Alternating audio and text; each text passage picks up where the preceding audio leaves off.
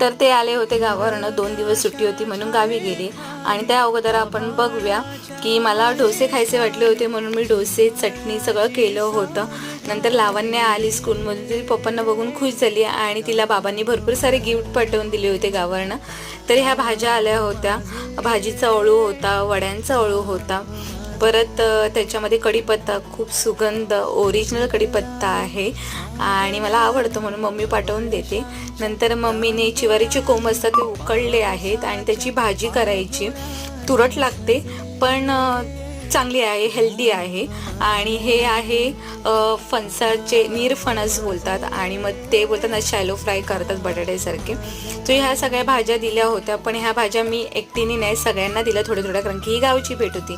नंतर मी दुपारी जेवणाला अळूच केला, कारण की मला भरपूर आवडतं अळू आणि बोलतात ना खोबऱ्याशिवाय अधुरा आहे. व्हिडिओ आवडला तर नक्की लाईक करा. बाय.